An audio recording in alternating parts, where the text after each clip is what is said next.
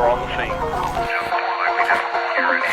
Came in this bitch and I'm looking for death. I got a bad bitch on me and she's giving me neck. I was stomping on his face till nothing was left. This bitch is gripping and screaming a mess. Taking these bands to the altar, hit him with the stick.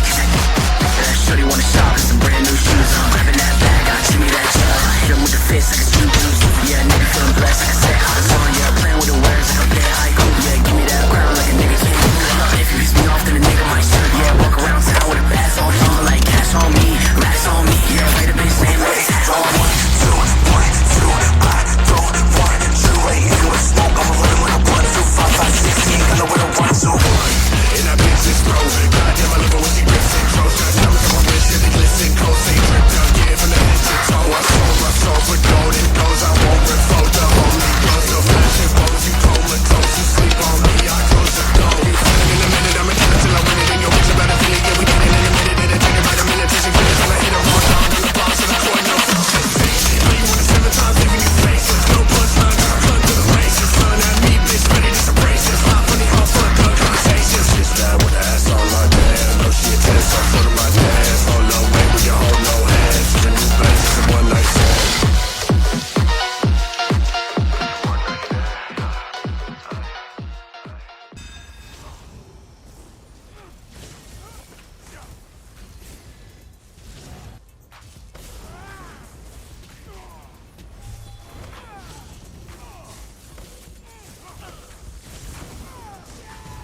Yeah, I got him. Yo, what's up guys? Welcome back. Update 50. This is very exciting. A lot of people have been talking about class mastery for a long time and the changes are great, especially for Pure Sorc and Pure Sorc mains. And I'm going to go over my build that I'm using in open world and dueling, and I want to show you these builds. But before I get into it, I want to talk real quickly. I want to get something off my chest. There is something going on in the ESO community where people release a build video every other day on a new class and they change the build ever so slightly. And me personally, I'm just kind of annoyed of it. Like, I don't think a build video needs to be released every other day. I think most likely a build video should come out maybe once a month or when these updates come out. And on top of that, if you're following these people who are releasing build videos every single day, you're giving them views and money. So it's incentivizing them to continue to do it. So if you're really considering wanting to fine tune and find the build for you, find somebody who plays that build all day, every day, and go and talk to them so that you can learn that class rather than just watching build video after build video and trying to figure out what these other players are doing to make their specific builds work. All right, with that being said, let's jump into the build. All right, so you guys know I'm using an add-on called Superstar, and it's gonna go over my entire build. First build that I'm gonna go over with you guys is my dueling build, and then I'm gonna go over how you would make changes to your dueling build to make it an open world build, okay? So in dueling, I am running this exact build. I am a Dark Elf Sorcerer. I am running on the front bar Crystal Frag. I'm running Revealing Flare. Why am I running Revealing Flare? This is going to give me major protection on the front bar, while Monomyth gives me major protection on the back bar when I'm in combat. Alright, now I'm using Bound Ornaments as well. Bound Ornaments is a great spammable ability. It's also going to give you your major savagery, so you don't have to run Inner Light on your front bar and you get that major protection buff instead. Healing Soul is what I'm using for my spammable large heal. So this is going to heal you for a large chunk of health. It's also going to restore magic and stamina, as well as grant you major vitality. That major vitality buff is the biggest thing. It's going to increase your healing by 12%. And then on the front bar when I'm dueling, I'm using Defensive Rune. But obviously, if I wanted to switch, I would put on Streak. And by the way, before people get confused, because I forgot to change this out, I am running Dawnbreaker on the front bar. All right. But yeah, as I was saying, if you're dueling or in open world, you're most likely going to be running Streak. You're not going to be running Rune Cage. Me personally, I've gotten really good at running Rune Cage, and so I like it a lot. But most people are going to be running streak here, especially when you're in open world. You're not going to be running defensive rune in open world because you need to be able to gap close and you also need to be able to escape. I'm also running Dawnbreaker of Smiting. This is my ultimate ability that gives me a ton of damage. It's also going to stun the enemy. It lines up really well with defensive rune. It also lines up really well when I streak behind somebody. I can drop that Dawnbreaker while they're trying to break free and most likely roll dodge out of that break free. It's going to catch them. All right, on my back bar, I'm running Hurricane. That's going to give me major resolve buff. That's the biggest thing, but it's also going to give you minor expedition. This is huge when you're in the open world, so you can have a little bit more speed. I'm using Haunting Curse. This is your proc back bar ability. This is going to give you some damage that you want to line up with your other abilities. So a combo, for example, that you'll see me constantly renewing Haunting Curse, especially when somebody has some type of cleanse. So I'm going to put on a Haunting Curse, and then if I see it drop off, then I'm going to put it on again.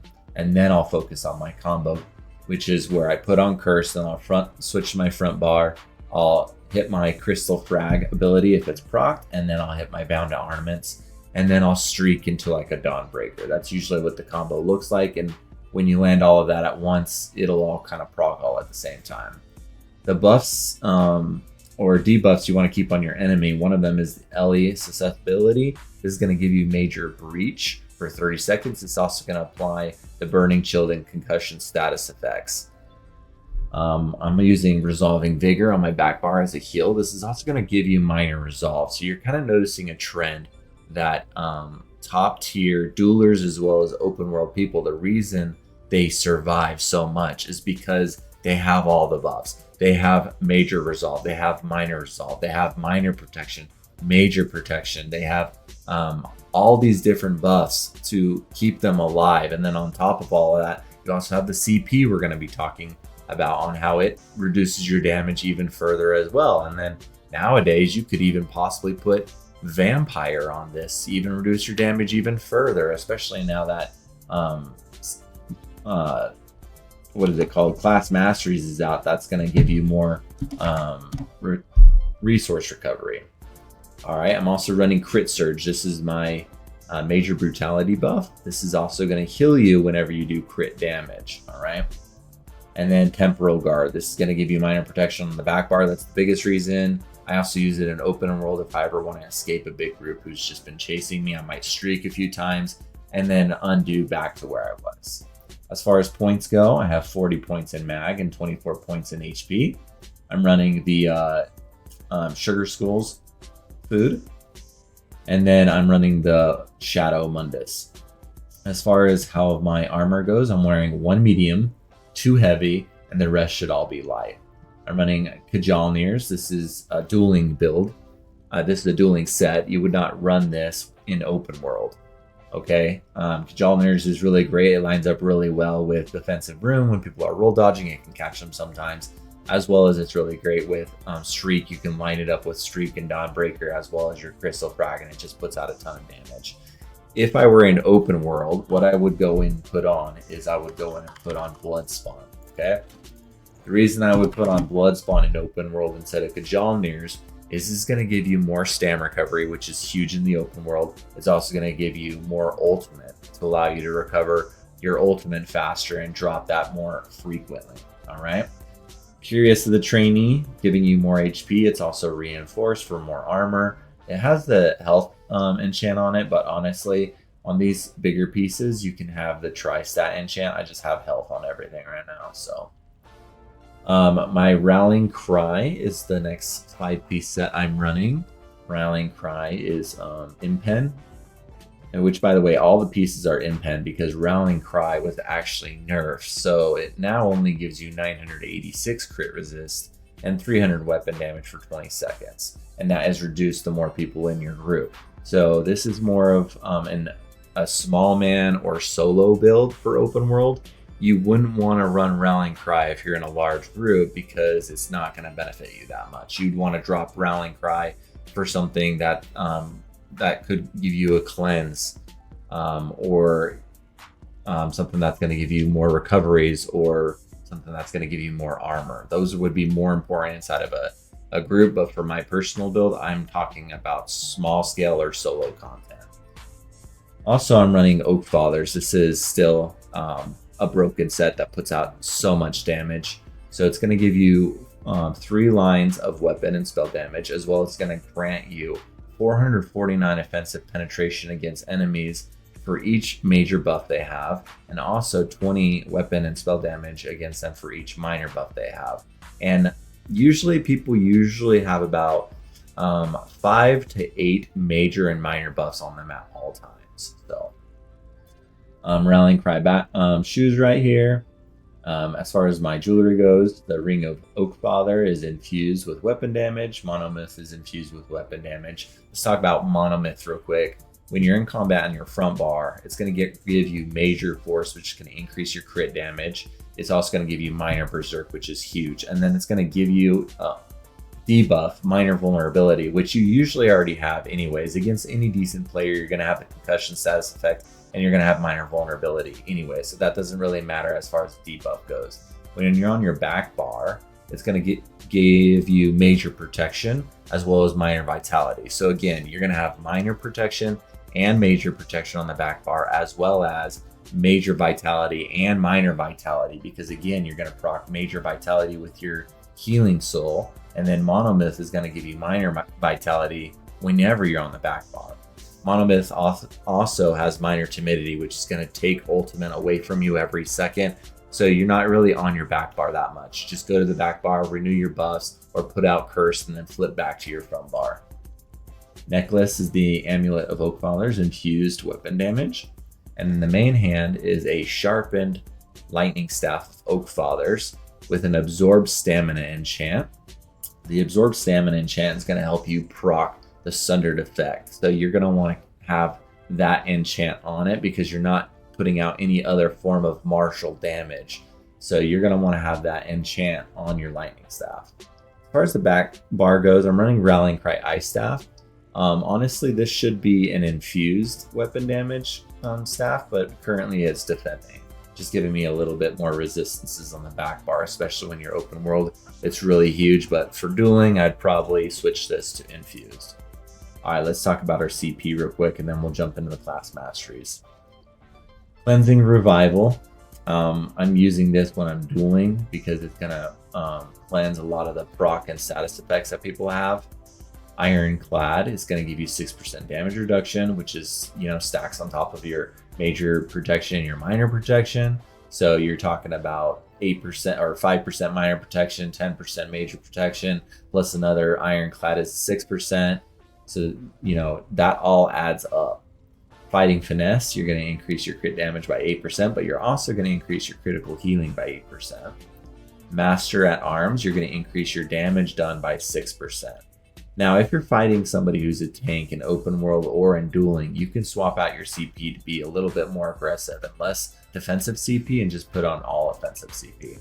Your red tree is pretty much always the same. You're not really ever going to change this no matter what. If you're in open world, the only reason you would probably change to like celerity is if you're running with a group. But this is pretty much the CP you're going to use out in open world and when you're dueling. So Pain's Refuge, Juggernaut, it's going to give you 5% damage reduction whenever you're in a crowd control. Pain's Refuge is going to give you a damage reduction buff up to 20%. So again, that stacks with Ironclad, minor protection, major protection. Sustained by Suffering is going to help you with recovery. This could possibly be dropped for more armor like Fortified or more health, just because right now with the class masteries, Sorc does have plenty of recoveries. Survival's Instinct is also going to reduce the cost of all of your core combat skills by 25%. All right, and then the green tree, I'll just show you real quick. I'm not going to go over those. Obviously, I'm a Pure Sorc, so I have all sorcerer lines. We're not going to go over the different skill lines that we're using. And then here's the Healing Soul one more time. All right, let's jump into the class mastery. There is 3 class masteries that I am going to rank as like the top class masteries to run. I am currently running Font of Power because it stacks really well with Kajalmir's. I also sometimes run Snake of the Stars, so having more weapon and spell damage is going to increase the proc damage of those abilities, but it's also increasing the damage of all of my buffs. So it's going to increase exploitation to work with any sorcerer ability, increase your weapon and spell damage by 14% for 10 seconds. The weapon and spell damage increases by 1% for every 1,750 max mag or stamina you have, whichever is higher. So if we go to the exploitation buff, let me see if I can find it real quick. It's right here. Whenever you cast a dark magic ability, you grant minor prophecy to you and your group. So now it's also going to be doing this as well. It's going to be not only giving you minor prophecy, but it's also going to be increasing your spell damage. So Fallen Power is great. Honestly, Conservation of Energy is the best one. You have to have this one. This one is God tier.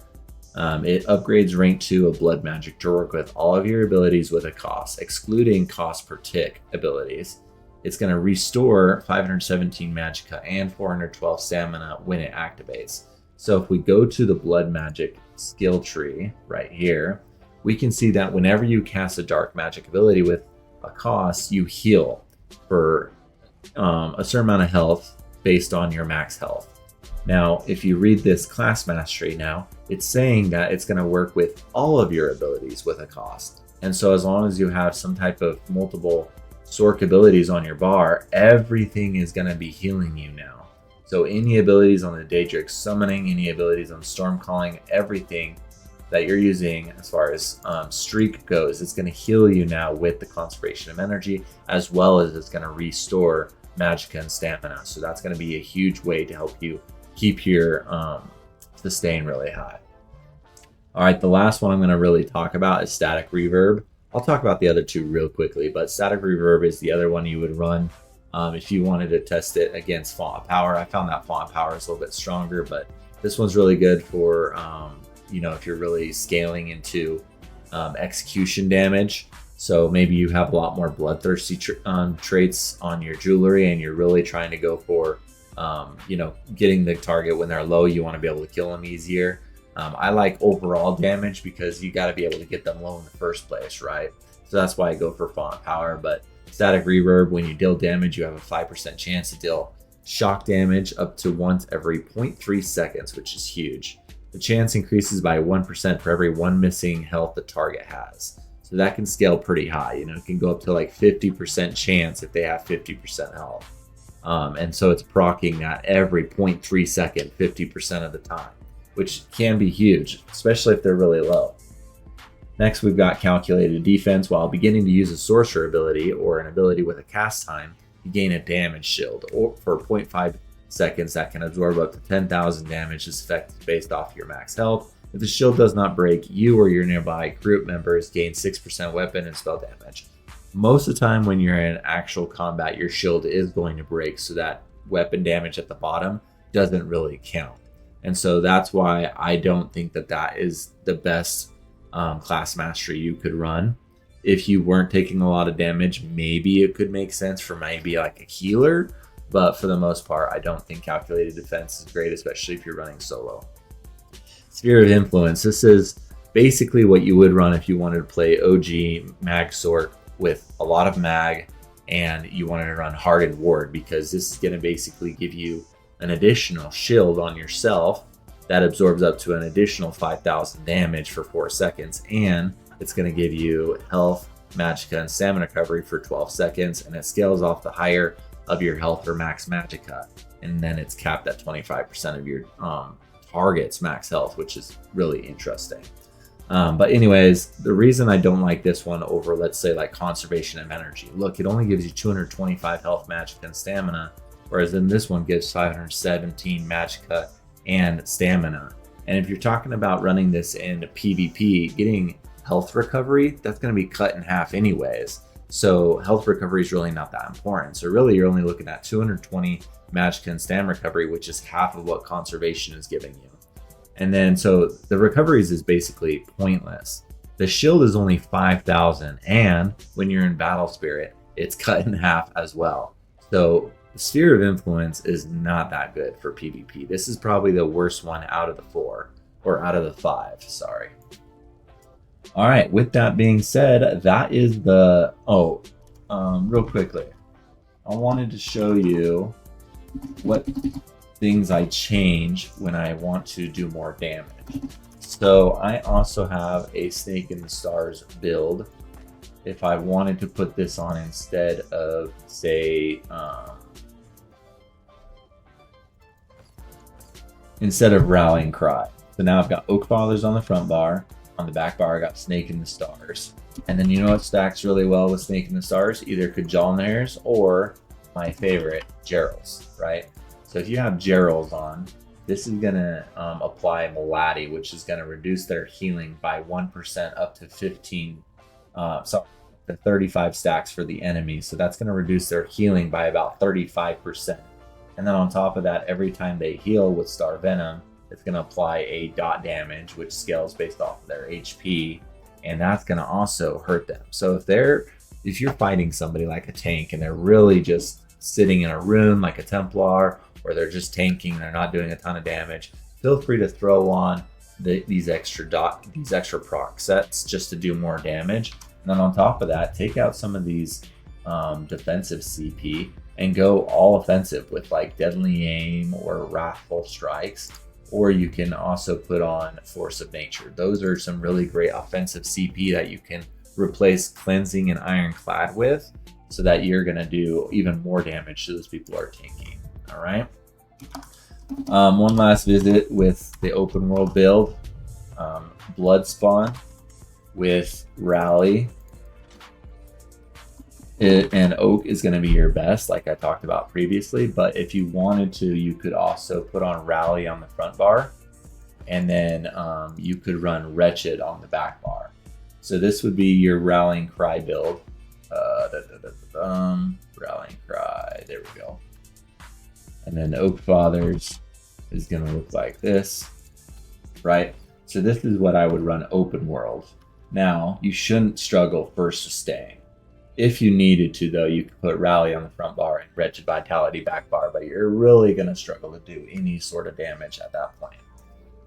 A lot of people have asked me how to make pure MagSorc with the most amount of Magicka work. It's not the most ideal, but you can go back to some older videos and check out the Hardened Ward builds where you stack pure mag with like Death Dealer's Fate, as well as Chudan. And then also you could go Oak Father's Rally, or you could do Crafty Rally. That's going to give you more mag so that your shields are bigger. But again, I don't think that class mastery is very good, so I'm not going that direction as far as using shields. All right, I think I've covered everything. As a community, please do me a favor, like this video, subscribe to the channel, and drop a comment. And then do me a favor, if you watch other people's build videos that are putting out build videos every other day, great, learn something from them, watch them a little bit, but let's not just keep pushing out content that isn't super useful to the community just to create a video just to get views. Me personally, if you want to put out a build video every now and then and maybe do a live stream or go out and show your open world content or teach something new, rather than just releasing all these build videos that don't really help anybody, that would be more beneficial to the community and teaching people how to play the game, rather than just releasing build video after build video. And some of those build videos, they don't even show any type of combat. They don't show any duels. They don't show any open world. And so it's completely pointless, and I'm getting really tired of it. And if I'm getting tired of it, I guarantee the rest of the community is getting tired of it. With that being said, I do have some open world content for you guys, so enjoy, and thanks for checking this build video out. We'll talk to you later.